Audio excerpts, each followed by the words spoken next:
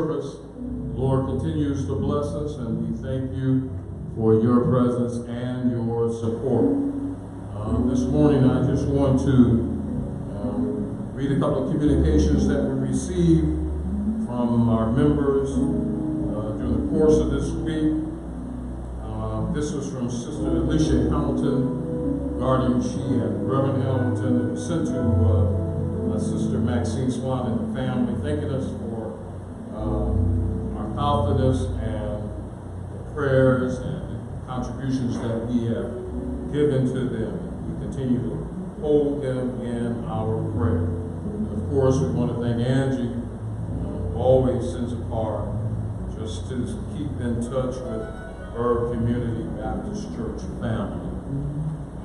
Then I want to read a card from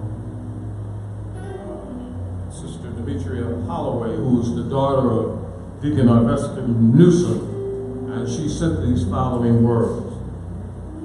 Dear Pastor Esters and the Community Baptist Church family, words are inadequate to express the appreciation for the many acts of kindness and love shown during the passing of my father. I experienced what he always said, there is no church like Community Baptist Church. You showed so much love, and it will never be forgotten. May God continue to bless each of you. Grover and Demetria Holloway, and the family of Deacon Arvesta Newsom. Amen. Just want to remind you that now we're in the process of our scholarship drive. We're going to have a program that will be announced shortly. That'll be a virtual program to raise funds for our students. I do think we have some funds in the bank, but we're short. I know we're short because we have a good number of kids who are going to college and those who we need to support in our book grant award. You know that scholarship is named for Helen Newton Foley, who's always been so instrumental raising funds for us, and our book grant award is named for Brother Milner's mother, who always gave money in the buckets that we used to have every Sunday. She kept them full. So we want to just continue that legacy. Our children need all the help at this present time to complete, again, their road of higher education. Our church is certainly in the forefront of raising funds for them. I think over these past 5 years we have supported over 16 kids in going to college. So we need your help. Just if you send it to the church, just put a little note on the corner that money is for our scholarship fund. I'll get back to you about our event that we're going to have shortly that all of us can participate in. But I do not want to let it go by during this season of not helping our children. I want to be sure that you share Reverend Alexander last week talked about an influencer. I want each of us to be influencers and to hit that share button and hit the like button when you see our services online, either here or on YouTube. Thank the Lord, we're expecting those of you who are telling me that there are some technical problems. We hope to have that settled in the next couple of weeks with the new equipment that we are trying to install here for our services. I want you to remain safe, remain at home as much as you can. That's why we're going to step up our virtual services. As I always say, we don't know when we'll be able to come back as a full-time, normalcy service, but we are going to step up our efforts online.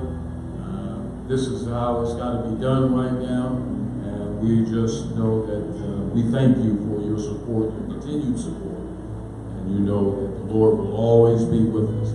He has not brought us this far to leave us now. All right, let's get ready now and let's begin our worship. Thank the Lord for this week and all that He's done for us in our lives.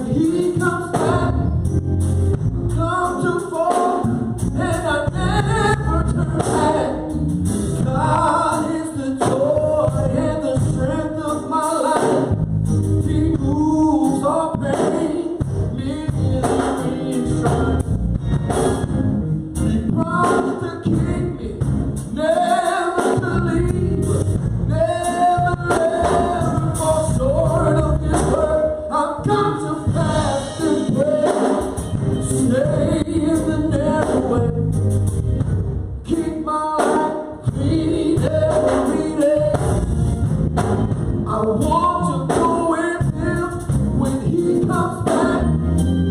I come too far and I never turn back. God is the joy and the strength of my life. He moves all things to reach. He promised to keep me, never to leave me, never ever fall short of his word. I've got to fast and pray, stay in the narrow way, keep my life clean every day. I want to go with him when he comes back. I've come too far and I'll never turn back.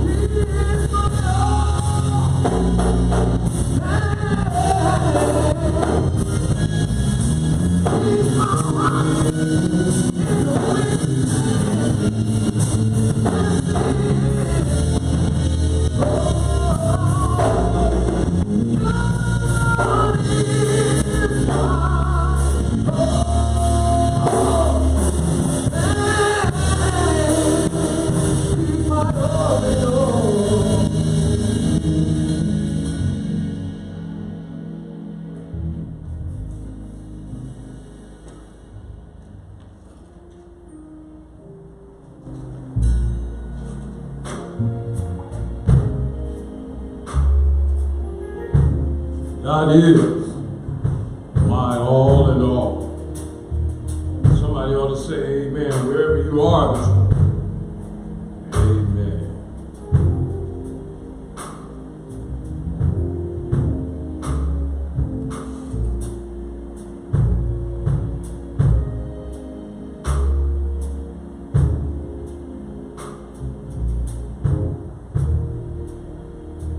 This morning I want to direct your attention to the book of Exodus.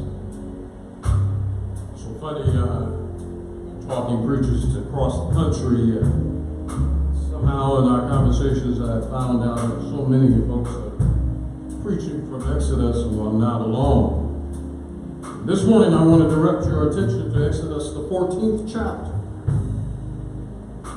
beginning in the 10th verse.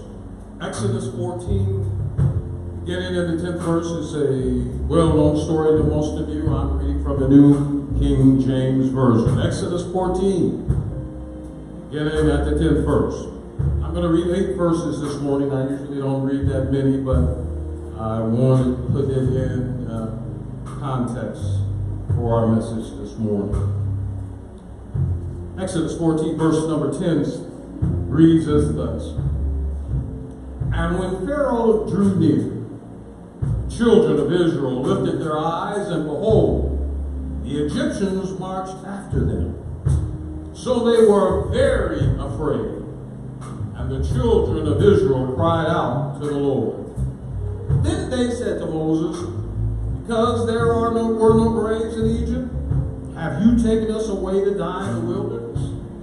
Why have you dealt with us to bring us out of Egypt? Is this not the word that we told you in Egypt, saying, let us alone, that we may serve the Egyptians? Or it would have been better for us to serve the Egyptians than that we should die in the wilderness. And Moses said to the people, do not be afraid. Stand still and see the salvation of the Lord, which he will accomplish for you today. For the Egyptians whom you see today, you shall see no more forever. The Lord will fight for you, and you shall hold your peace. And the Lord said to Moses, why do you cry to me? Tell the children of Israel to go forward. But lift up your rod, stretch out your hand over the sea and divide it. The children of Israel shall go on dry land through the midst of the sea. And I indeed will harden the hearts of the Egyptians, and they shall follow them. So I will gain the honor over Pharaoh and over his army, his chariots, and his horsemen. Then the Egyptians shall know that I am the Lord, when I have gained honor for myself over Pharaoh, his chariots, and his horsemen. God had a blessing to the reading and hearings of the word. I want to talk to you this morning from the subject, it ain't over until God says it is.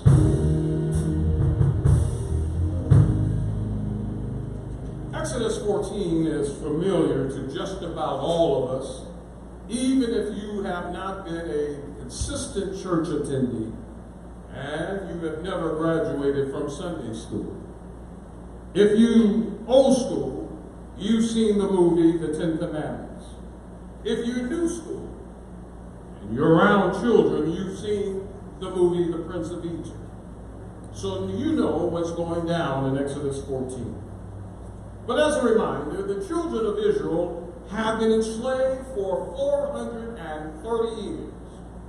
430 years of slavery in Egypt. 430 years of building the backbreaking work of building the pyramids. 430 years without equal treatment. 430 years of overseers and whips. And if slavery were not enough, in Exodus chapter 1, we are introduced to a new Pharaoh, new king, new ruler of Egypt who is afraid of the slaves. He realizes that if the slaves allied with the enemies of Egypt, then Egypt would be defeated from an enemy that was within. So this new Pharaoh, who has a demonic mind, gives an executive order of genocide through infanticide.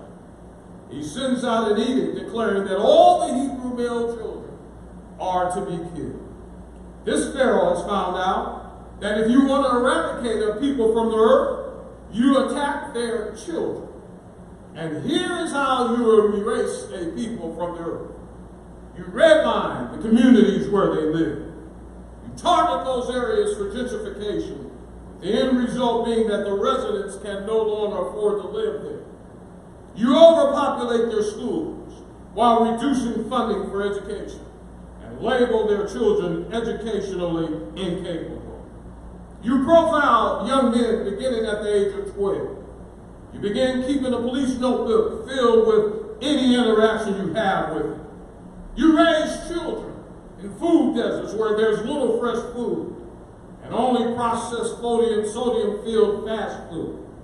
You pass a farm bill cut supplemental nutrition assistance program, ensuring that children do not have nutritionally adequate food. You over-police their communities, kill their children and videotape it and put it on the internet. Some who are guilty are indicted, most are not.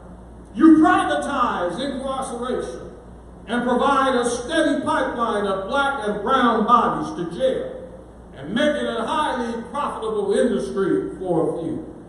You take children of immigrants, separate them from their parents for years, or you send them back across the border without their parents, without any assistance or any family.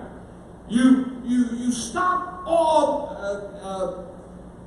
public health measures that children, that folks need in order to be safe and healthy in the society. That's how you kill a people. And there's a new Pharaoh who thinks all of these things are good ideas And in the midst of this demonic administration that has come the power of Egypt, and in this environment we hear two words that should change anybody's perspective. And those two words are, but God. I know there's some folk out there who know the power of those two words, but God. God has orchestrated deliverance of his people. God is going to liberate them from the hand of Pharaoh. And he will use a brother named Moses to do his will. For Moses is unique. Moses is bicultural. Moses is born a Hebrew, but he's raised an Egyptian. Moses has a heart for his people, but he speaks Pharaoh's language. Moses has access to the palace, and he can come and go at will. And God declares, if I'm going to deliver, I not only need some rebels on the outside, but I need somebody who's got access to Pharaoh on the inside. And I need a man just like Moses. So Moses meets God in chapter 3 through an experience with the burning bush. And he tells Moses, I have seen the oppression of my people, and I've heard their cries. And you know how the rest of the story goes. Moses is sent back to Pharaoh with one simple message. Moses goes to the Pharaoh, and in the gospel of Kevin Hart and a few of saints that I know around here, he tells Pharaoh, God told me to tell you to let my people go. Pharaoh is not moved by Moses' declaration. Pharaoh doesn't care. Pharaoh refuses to release the slaves. And so God, through Moses, enacts 10 plagues in Egypt. The purpose of the plague was simply to assure Pharaoh and the Israelites that God was with Moses.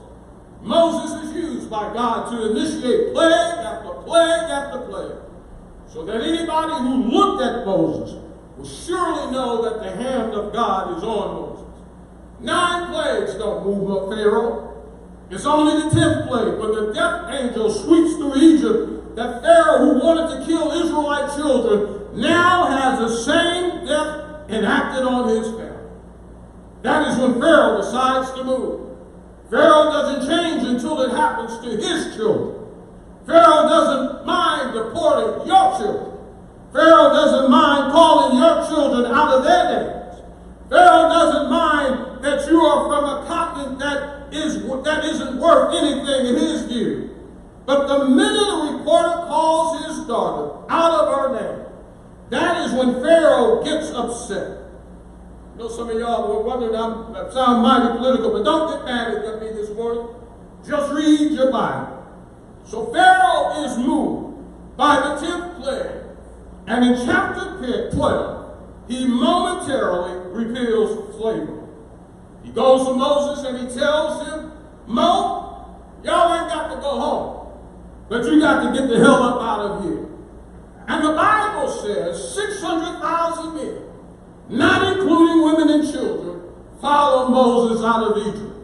And as a matter of fact, what the Bible really says is that there is 600,000 men, the women, the children, and a mixed multitude. Here's the thing, y'all. Hebrew and Israelite are not synonymous. The Israelites were part of Hebrews, but the Hebrews also consisted of a mixed multitude. It's when God opens the door of deliverance, it's not just the Israelites he leaves out, it's also a mixed multitude. Because the hand of God does not simply favor one segment of a society over another. The hand of God liberates all of those who are oppressed, all of those who are unjustly treated, all of those who are hungry, all of those who are discriminated against. God does not just deliver y'all, he delivers all. And I believe that is a good word this morning, because there's a segment of our people who only want God to bring you equality while you are still complicit in the oppression of other people. How can an oppressed people want to oppress other people? Don't you know that our God that we serve brings us out is the God that brings us all out? God does not discriminate who God chooses to use and who he frees. God says, I free all of my children. God is not an either-or God. God is both. He's both race and gender, both ethnicity and sexual identity, both education and income. You can't divide the hand of God when it comes to freeing God's people. 600,000 Israelites, men, women, children, and a mixed multitude. That is more than 1 million people followed Moses out of Egypt. 1 million people follow one man because they believe Moses is following God. 1 million people believe that Moses is listening to and obeying God. They've seen the plagues. He's convinced them that God is with them. And they look at Moses and believe that he's leading him. God's hand is on them, and they follow him because God's got him. But everything is fine, y'all, at the beginning of chapter 14. But by the time you get to verse 10, all hell is broken loose. And in chapter 14, two problems have come up. Number one, when they leave following Moses, they hear the sound of chariots. Someone turns around and sees that Pharaoh and all his army are now pursuing the Hebrews. Pharaoh has changed his mind. He must have met with his economic council, who must have told them that these plagues have shut down the economy. We can't afford to reopen the nation without free labor. The nation had been built on free labor of slaves. Someone must have reminded him that without slaves, there is no Egyptian privilege. So we've got to reclaim these slaves so that we can make the other 99% folk feel better about themselves and think that they're better than anybody else. So the rich are able to maintain order. We've got to establish Egyptian privilege. 1 million people on foot being chased by an army by chariots. Somebody must have realized this ain't going well. Second is there's a bigger problem than what is behind them. The bigger problem is what is in front of them. They hear the chariots behind them. They look in front of them, and they have nowhere to run but to the shore of the Red Sea. Now, you know how the story begins, but that's not how it began. For when they get to the Red Sea, ain't no path in the middle, no bridge over troubled waters, no boats to cross over to the other side. 1 million folk have followed Moses, and the chariots are behind them, and there is an impossibility in front. And they do what church folk know how to do.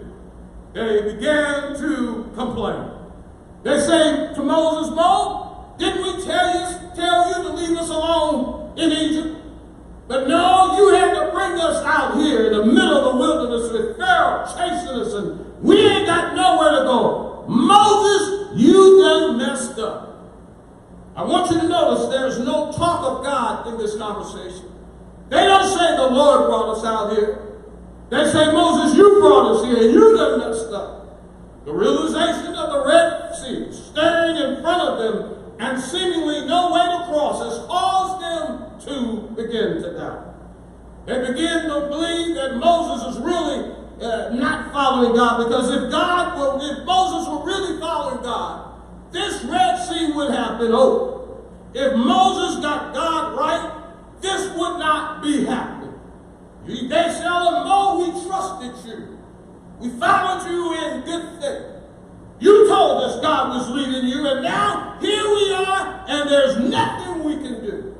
This ain't how it's supposed to go. Pharaoh's about to kill us, and we ain't got nowhere to turn. Moses, you can't be following God. Place yourself in Moses' position for just a moment. Pharaoh is behind, complaining church folk on the side, and the Red Sea in front. There's nothing but discouraging in scenarios. And the dilemma Moses faces is, how do I interpret the Red Sea? Is the Red Sea a closed door? Or is the Red Sea simply an obstacle we have got to get through? I've been following God, and I've come up with a situation, and I don't know, is this God closing the door in my life?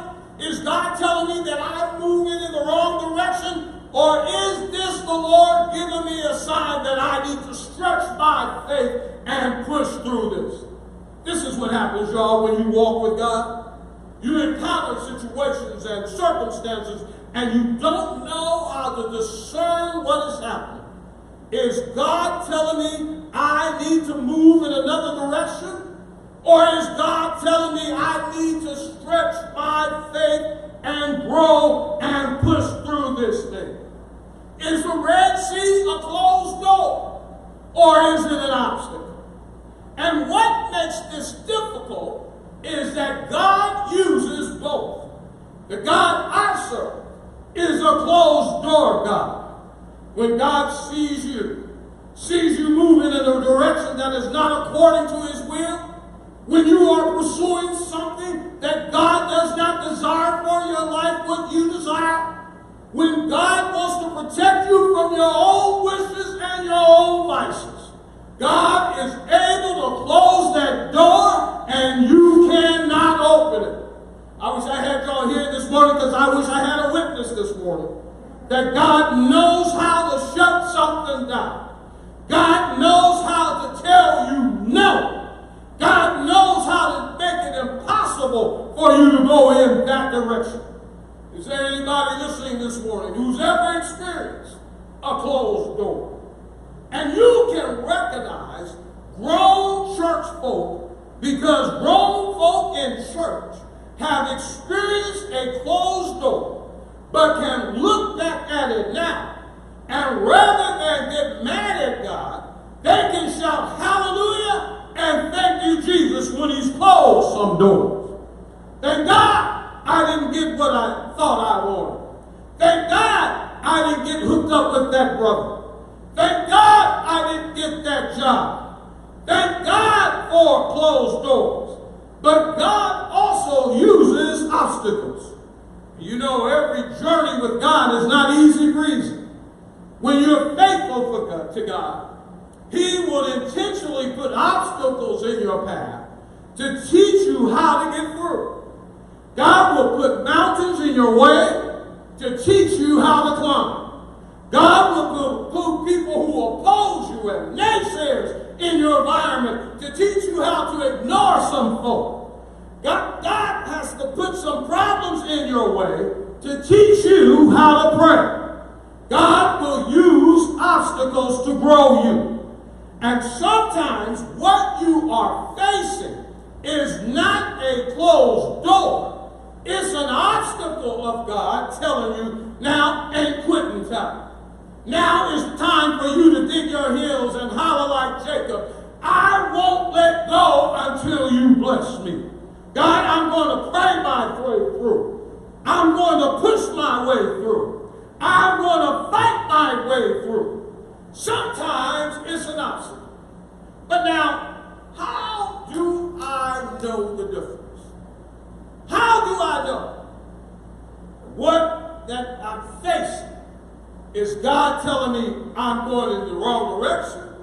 Or God telling me to push through? How do I discern the difference between the closed door and an obstacle? That rejection letter. Is that God telling me I should stay where I am? Or should I apply somewhere else? That disappointment I'm dealing with. Is that God trying to let me know that it's not his will? Or is it God testing me and saying my faith needs to be greater? That trouble in the relationship that I am.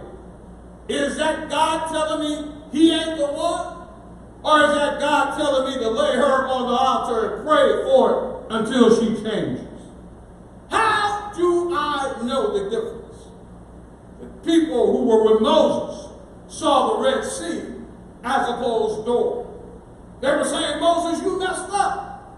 That's not the direction that God wants us to go. Moses saw it as an obstacle and an opportunity to grow their faith. How does Moses discern? How does he discern it to be an obstacle when the other people see it being as a closed door? How do you know the difference between the obstacle and the closed door? You know, this morning I'm going to stop right there. Because I don't think you want to like the answer. I'm going to give you some reasons, some answers, some suggestions that Moses has for us. But I think it would take longer than what we have on this hour.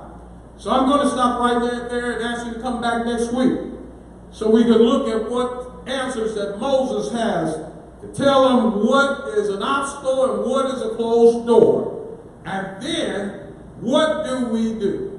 What does God have us to do? I think this is so apropos for us in this day and in this time. Because we think some things right now, this pandemic, a lot of us think it's a closed door. It's not a closed door. I believe it to be an obstacle. So many things that we attribute to the Lord saying, no, there's a reason why we say no. Moses in this story has the answer because he understands that an obstacle is not a closed door. But in order to have and be an obstacle and not a closed door, there are some things that the children of God have to do in their own individual lives to make sure that you have the right answer from the Lord. I'm going to stop right there. I want to continue this next week. I don't want to get deep, just run into time. And I know sometimes my folks here look at me when I run over, but I'm not going to run over today. I'm going to make it a little short so that we come back next week. How do we know whether there's an obstacle or a closed door? And how do we understand that God is always with us through all that we go through? The answer really depends on you. Let's pray. Our Father God, we thank you this morning. We thank you for allowing us to come to another Sunday. Thank you for allowing us to see another week through. Oh, thank you, Master, for keeping us from all hurt, danger, and harm. We thank you for your love, your mercy, and your grace. Master, as we always say, we should never take your love and your grace for granted. You didn't have to do it, but you loved us so much, even when we go against you. Even when we want to go one direction, Lord. You want us to go another. You still stay with us. Whatever we go through, when it's all over, you're still on the other side. Master, help us now, because we are in a state of this world and this country where we just don't seem to know where to turn. We don't know what to do. It doesn't seem like anybody has an answer. What answers we get? Lord, they're all over the map. Master, help us to know that if we just follow you, you'll see us through. You'll get us through. Even in a time of those who are against us, those who have power, who do everything to destroy us, you are still with us. So, Master, help us to have the faith that Moses had.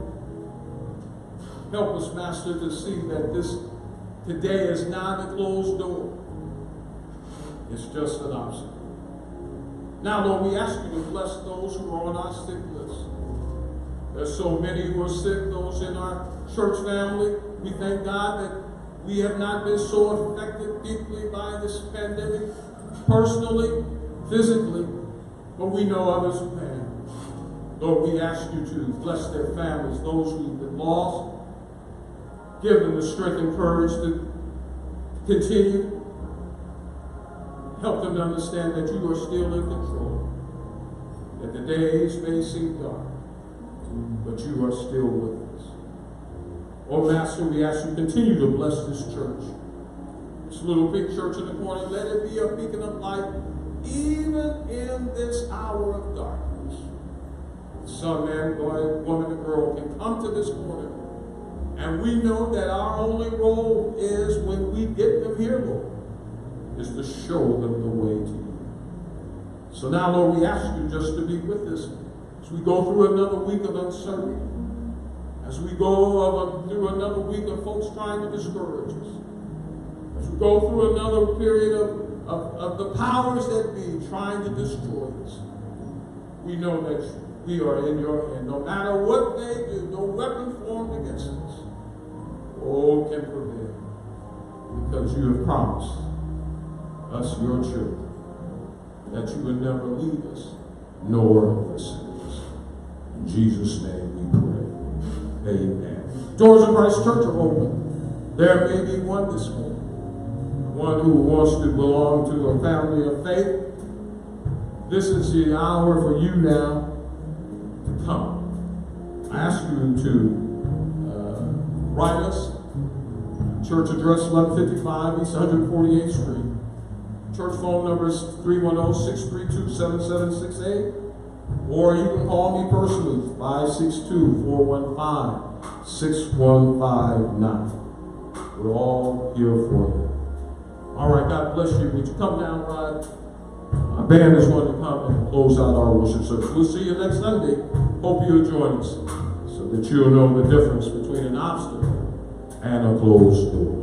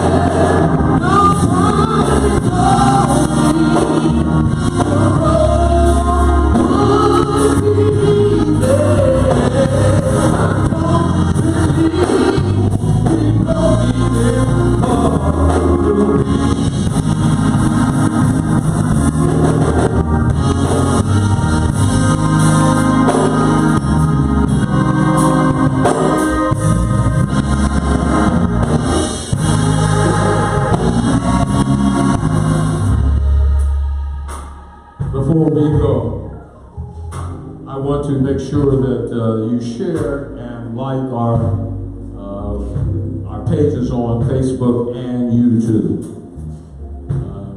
That will help us just expand our universe, and we thank those of you who are sharing. I see people in Michigan, people in Texas, and just you being a missionary and just liking that page, sharing it with your friends, it goes a long way.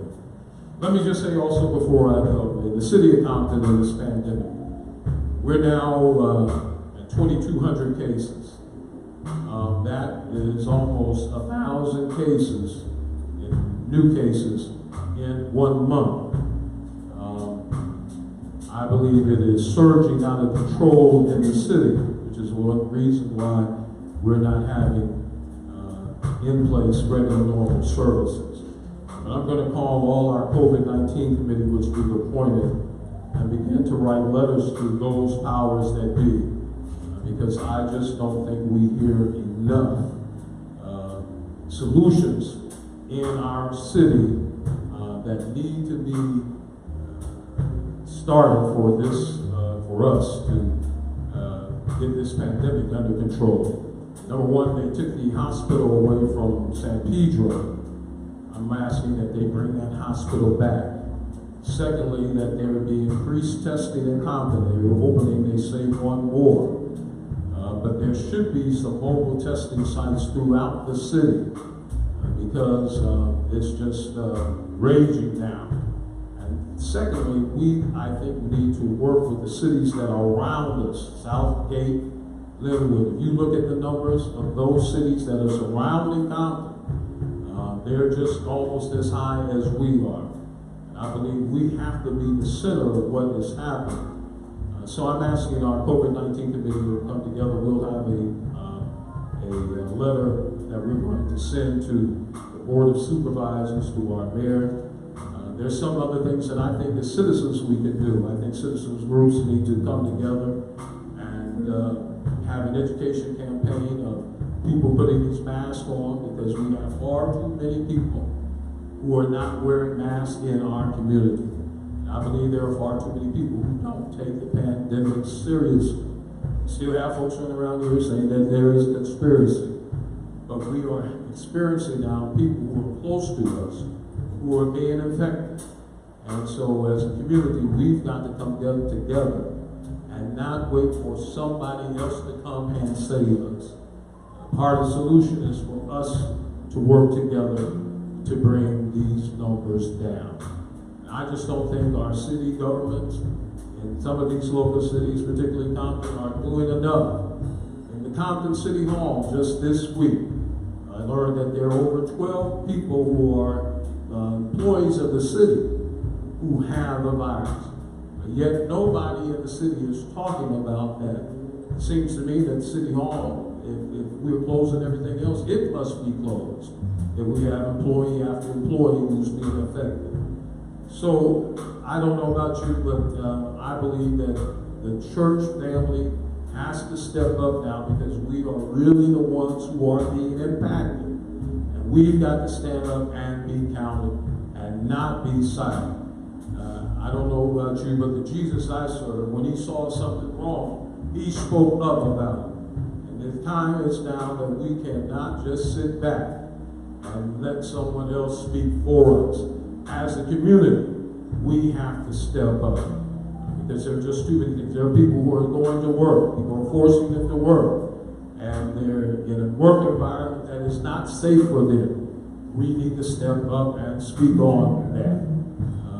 And so I believe in our group, we're going to write a letter beginning with the Board of Supervisors to our citizens in the throughout the local elected officials in our city, to speak up about what is happening, that they must move now on this surge.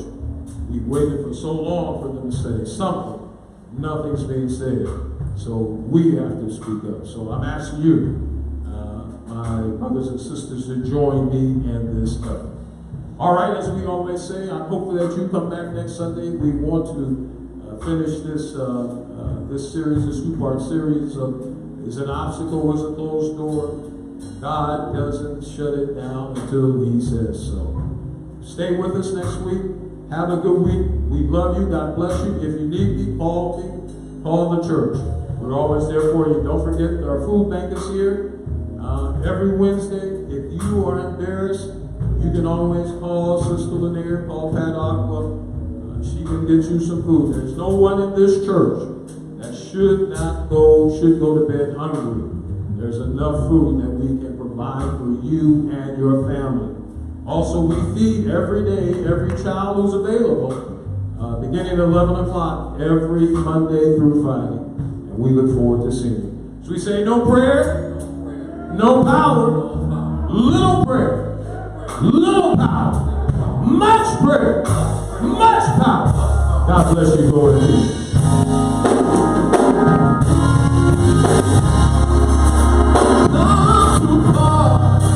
Yeah, I know.